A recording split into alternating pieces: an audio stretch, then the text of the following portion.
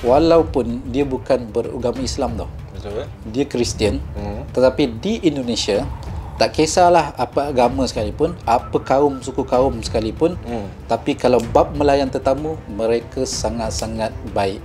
Sangat-sangat mesra. Sangat mesra. Itu yang aku salute betul lah dengan Indonesia. Sebab bila kita dah berada di dunia nyata, maksudnya kita berjumpa dengan orang Malaysia, sebenarnya bukan seperti di dalam media sosial tu. Sumpah demi Allah, memang bukan. Macam mana aku boleh orang kata kenal dengan orang Indonesia kan. Sebenarnya waktu aku kecil kan, kita orang ni tinggal di satu komuniti tu. Khairul Onggon ni sebenarnya berasal daripada mana? Khairul Onggon sebenarnya berasal daripada Wadija Channel untuk anda. Hello guys, welcome back to my channel. Sahabat-sahabat saya, Malaysia, Indonesia, Singapura, Brunei Darussalam, di mana juga anda berada guys. Salam Sumpun, salam Nusantara. Semoga anda sihat-sihat selalu. Dan untuk konten hari ini, saya tak buat reaction macam biasa. Hari ini agak istimewa. Kita akan bersama dengan YouTuber reaction Malaysia yang saya paling kagumi guys, iaitu Khairul Onggon. Hari ini kita nak cerita pasal apa? Kita cerita pengalaman Khairul Onggon semasa atau pernah tidak pergi ke Indonesia. Jom ikut sama saya. Khairul, Assalamualaikum. Waalaikumsalam warahmatullahi. Pertama sekali terima kasih sebab sudi masuk dalam Wadija Channel ni. Alah hadis tu je tu. Sama-sama. Sebab yalah, seperti yang kita tahu, Khairul Onggon satu channel yang agak besar bagi saya. Sudi masuk ke channel yang kecil macam ni, Wadija Channel. Terima kasih banyaklah. Terima kasih kembali kepada Kau Wadi sebab channel aku tak adalah besar sebenarnya. Channel aku channel marhain je. Channel orang kata rakyat biasa je. Channel B40. Jadi Rol, untuk hari ni lah, mungkin ramai orang nak tahu. Diorang bila cakap pasal Khairul Onggon, orang akan automatik, reaction video. Reaction apa? Indonesia, Malaysia. Jadi dalam kau mereaction Indonesia ni, sebenarnya kau pernah pergi ke tak pernah pergi Indonesia ni? Okey, secara jujurnya pernah.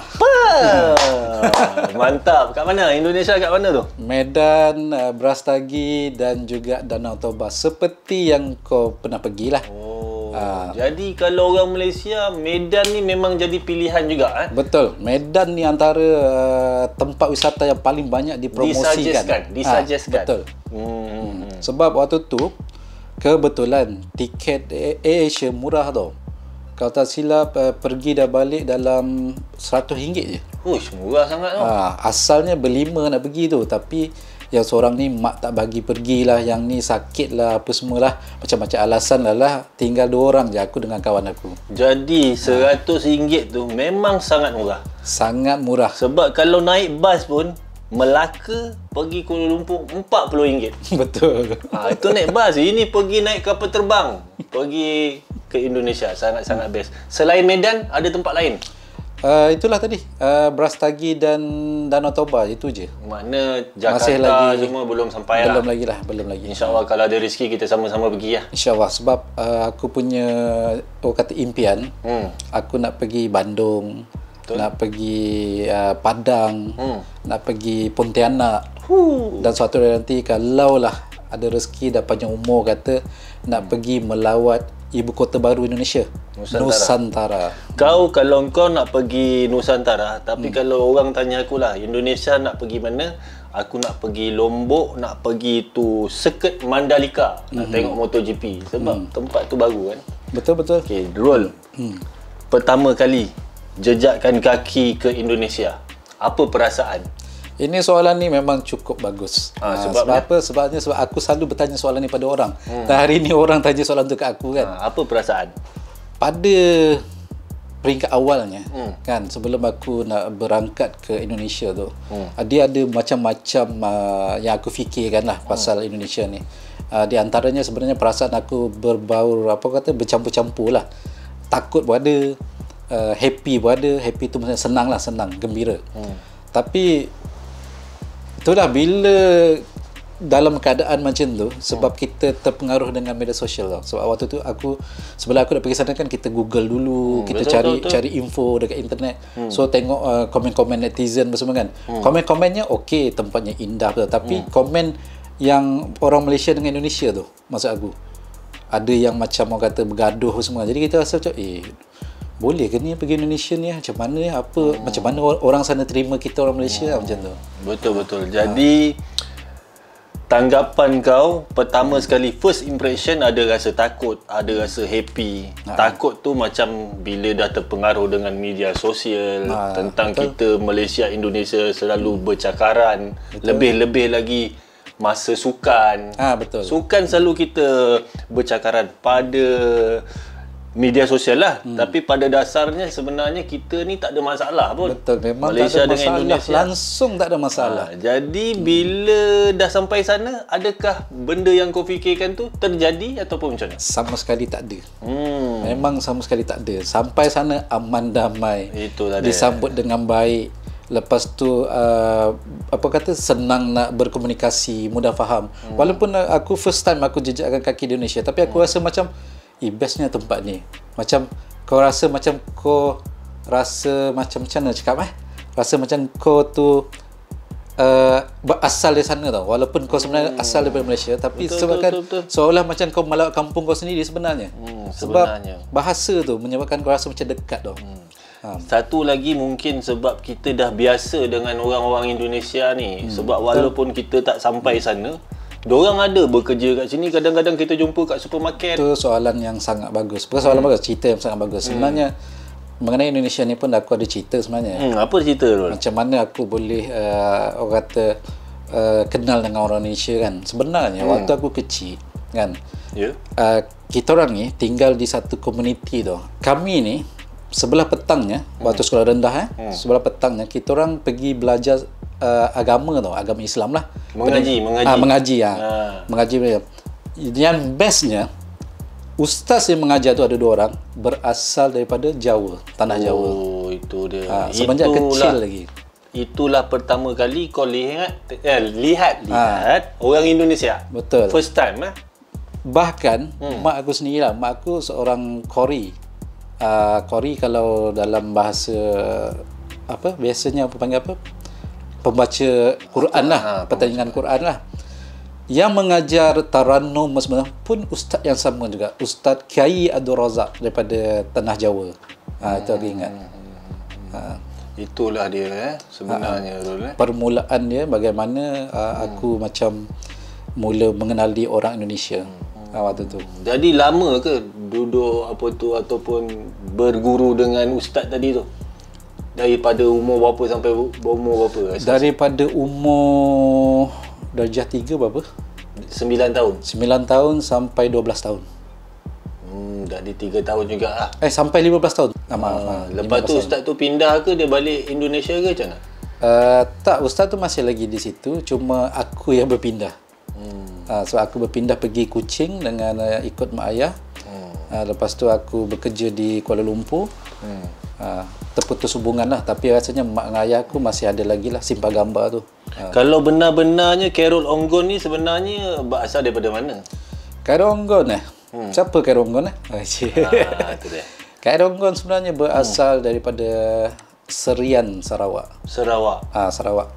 Kampung aku di Serian betul-betul berbatasan dengan Indonesia 1 jam perjalanan je. Okey, Rul. Macam tadi aku tanya kau cakap first time kau pergi Indonesia di Medan.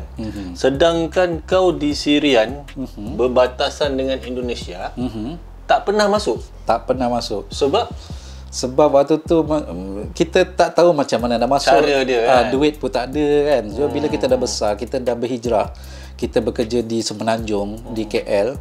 Waktu tu dah ada duit. Waktu tu baru terfikir, okey, kita nak jalan-jalan lah pergi Medan macam tu. Sebab waktu tu promosi Asia yang top sekali adalah Medan. Barulah yang lain-lain.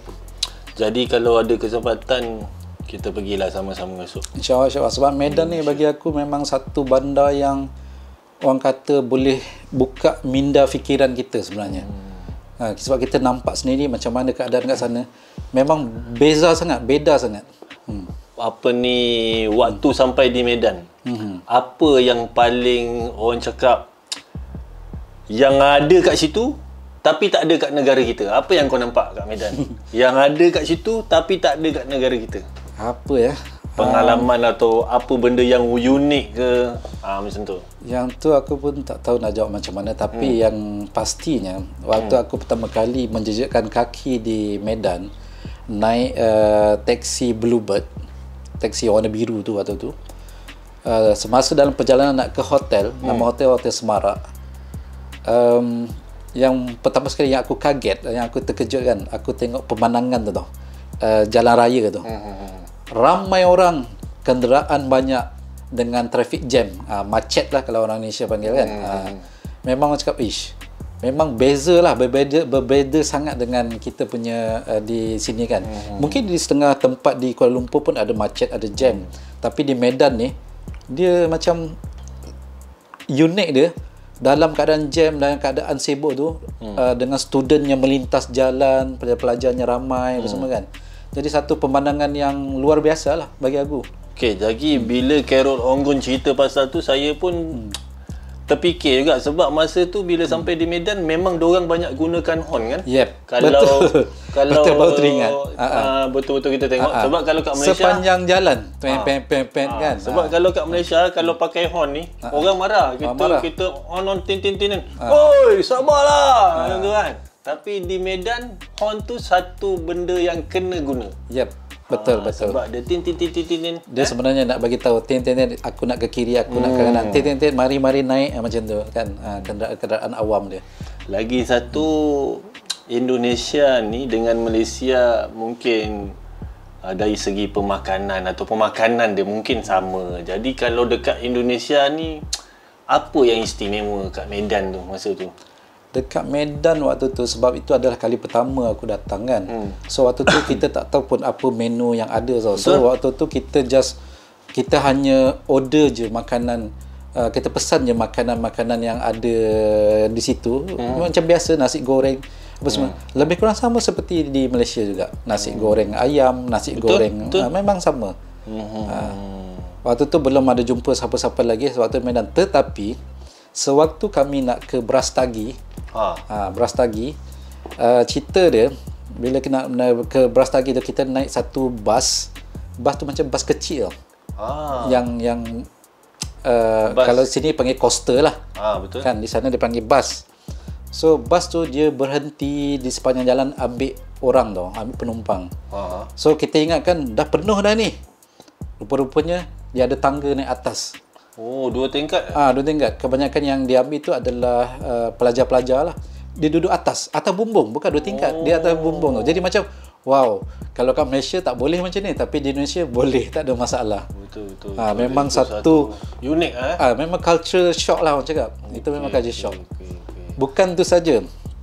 Sewaktu kita naik bas tu, nak ke Brastagi, ada 3 orang ke 2 orang tak silap perempuan naik bas tu. Jadi dia berdiri tau, sebab bas sudah penuh. So perempuan tu berdiri, nampak seperti macam pelajar lah, ataupun panggil mahasiswi siswi. So waktu dia berdiri tu, kita offer dia, kita bagi dia tempat duduk, dia tak nak. Tak apa cakap. Tak apa, duduklah silakan cakap.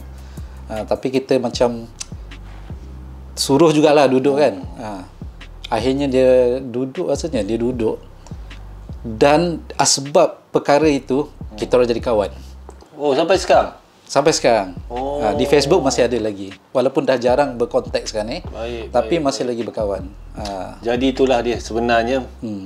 Walau Malaysia dan Indonesia ni orang cakap ada kalanya netizen di media sosial tu bercakaran. Tapi di kehidupan nyata kita sebenarnya tak ada apa-apa masalah. Jadi apakah harapan Carol Onggon khasnya kepada generasi ataupun netizen kita ni yang orang cakap masih lagi mencari permasalahan dengan negara tetangga kita ni, daripada Indonesia sendiri ataupun daripada Malaysia sendiri? Apakah benda yang boleh membuatkan kita ni, hubungan kita di mana-mana saja mesra? Macam mana nak buat? Apa langkah kita nak? Pada pandangan saya lah kan, dalam media sosial ni bukan semua perkara kita boleh percaya sebenarnya.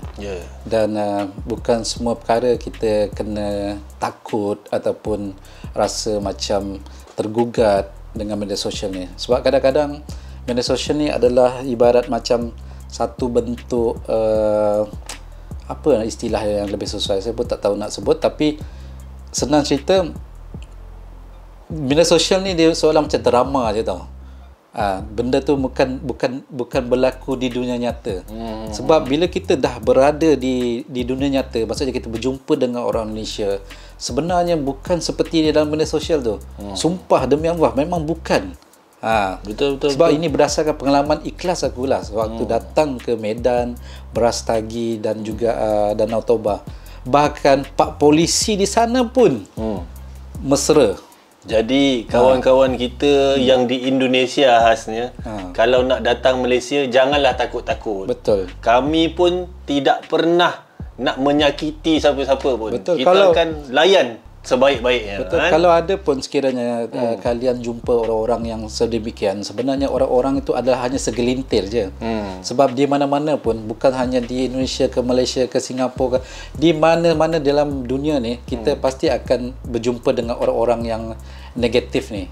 Tapi tidak menyebabkan dan bukan bermaksud dia mewakili keseluruhan negara tu.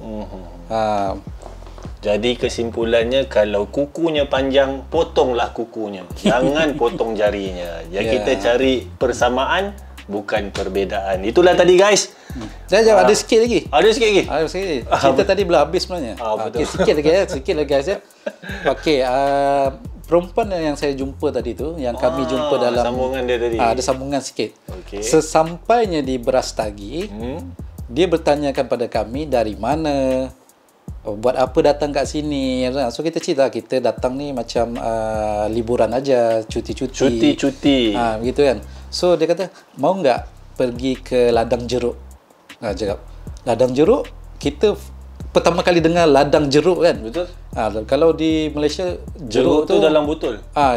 Sejenis makanan atau buahan yang disimpan di dalam botol. Yang diperam lah kita panggil kan, cuka ke apa kan. Tapi di sana rupa-rupanya lain. Jeruk tu apa? Sampai sana kau tak tahu Tak tahu. Simpan dulu.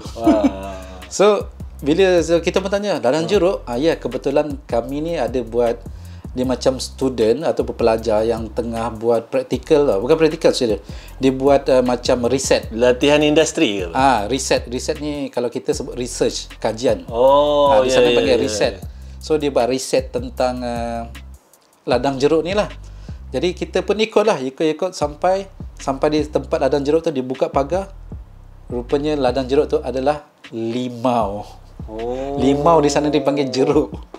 Limau, ada stroberinya, ada buah-buahan lain-lainnya lah. Sebenarnya dengan udaranya yang dingin semua kan. Memang best lah. Memang best lah.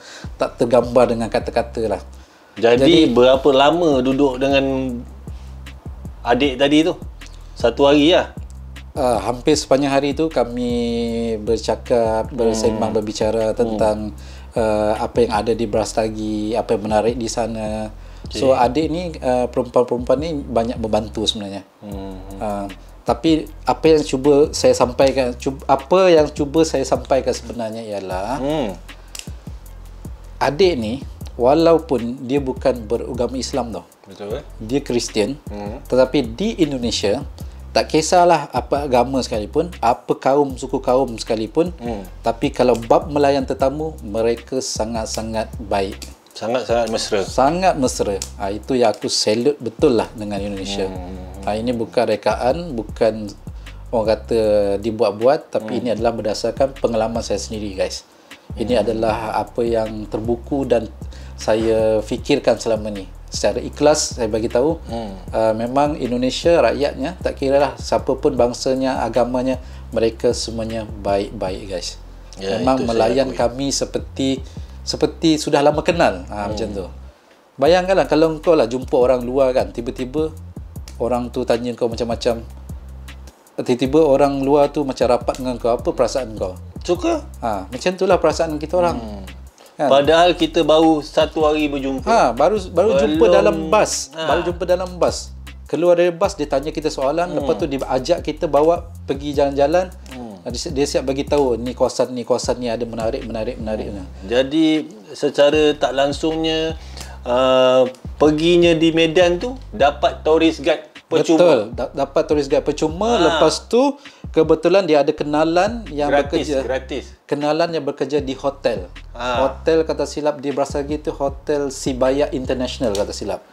Hotel tu lah saya duduk. Ya ke? Oh, give me Sibaya. Saya duduk hotel tu lah. Sibaya. Baru saya ingat. Bila awak sebut saya ingat. Hotel Sibaya tu ada seorang pekerja dia di front desk, hotel depan tu.